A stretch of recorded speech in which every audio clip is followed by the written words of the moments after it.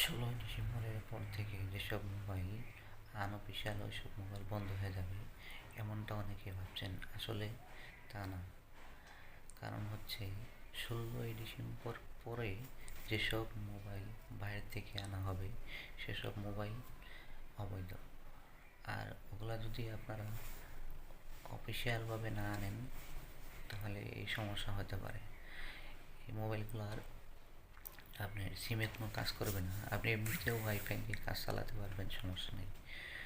But একটা সমস্যা সবসময় থেকেই যায়, সেটা হচ্ছে যারা ভাবতেছেন যে আগে যে আপনি যে মোবাইলগুলো আনছেন সেই মোবাইলগুলো কি আসলেই বন্ধ হয়ে যাবে কিনা। না, সেগুলো কখনোই বন্ধ হবে না। 16ই ডিসেম্বরের পরে যেসব মোবাইল আনবেন সেই সব মোবাইল বন্ধ হয়ে যাবে, বা আপনি সিম কার্ড ঢোকালেও কোনো কাজ করবে না। যার কারণে যারা অবৈধভাবে চুরি করে মোবাইল 16ই ডিসেম্বরের পরে বাংলাদেশে বা অন্য দেশ থেকে আনবে সেসব মোবাইলে সিম কোনো কাজ করবে না। তবে একটা জিনিস হচ্ছে, যদি আপনার বিদেশ থেকে কোনো মোবাইল আনেন তাহলে আপনার ওই মোবাইলগুলো গ্রামীণ সিম কোম্পানির কাছে গিয়ে আপনার যে অনেকগুলো তথ্য হয়তো বা লাগতে পারে সেসব তথ্য যোগ করে আপনার গ্রামীণ ফোনের কাছে গিয়ে রেজিস্ট্রেশন করে নিয়ে আসতে পারবেন।